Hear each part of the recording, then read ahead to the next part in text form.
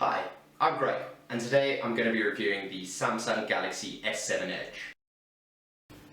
The screen is AMOLED, which means basically that each pixel lights itself up individually, rather than having lights on the side of the phone shining inwards, lighting up everything at once.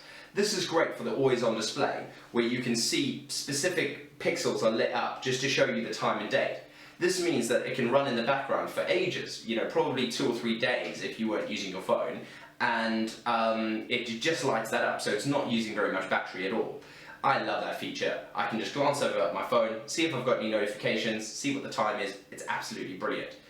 Another great feature of this screen is it's 5.1 inches, which is really large for a phone that fits comfortably in one hand.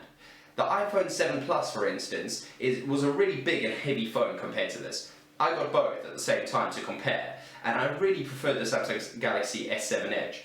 It was easier to hold in my hand, easier to type with one hand, and overall just an absolutely stunning phone. With Android, there are a few downsides. I have noticed a few apps crashing, a few things not working exactly as they should, and some of the apps are not nearly as well designed. So for instance, the banking app that I used to use on my iPhone is much more beautiful on the iPhone than it is on the Android. But they both do the same thing, and for all the added benefits of having this phone, the Android apps that you just can't get on an iPhone, and all of that put together, I still much prefer having a phone like this. Now, this phone has a fantastic battery. It has 3,500 milliwatt amp hours, which is really impressive. That's double what a lot of other big phones have. Another thing that's great about this phone is it has wireless charging. I just put it down on one of my charging ports, and for away it's charging. It also has a fast charger included with it when you buy it, so that's great. Plug it in, I think it takes about an hour and a half to fully charge the phone. This is great for when you've used half your battery throughout the day, but you're going out for a long night ahead and you want to have a full charge. Just plug it in, probably takes about 40 minutes to charge from halfway, and fantastic. It sorts you out for the whole rest of the night. You can take all your pictures, you can listen to music, you can do what you like, and you're not going to run out of battery. Now, the photographs on this phone are really, really impressive.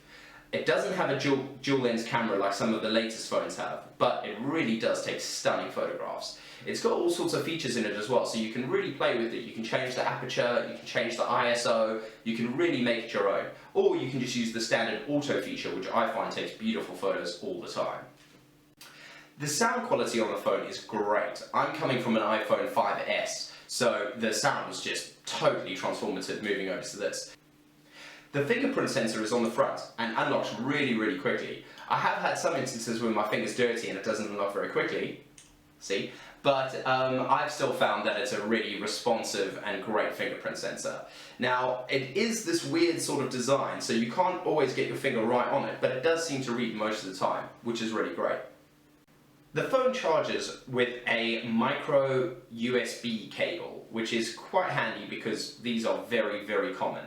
So wherever you are, you're likely to find somebody that's got one of those spare just to pop it in and give it a charge if you need to. However, because of the great battery life, you really need to do that.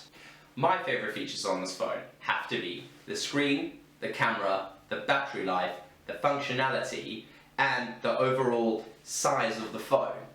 It's really difficult to get a 5.1 inch screen in a phone that you can comfortably hold in your hand and comfortably hold to your ear.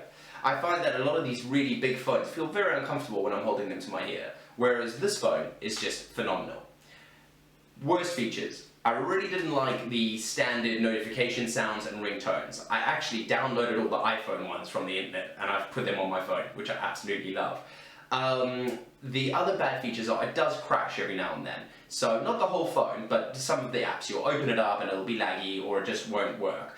Just close it down, open it up again, absolutely fine. Overall, I have to say that there are very few downsides with this phone. I absolutely love it and I highly recommend it.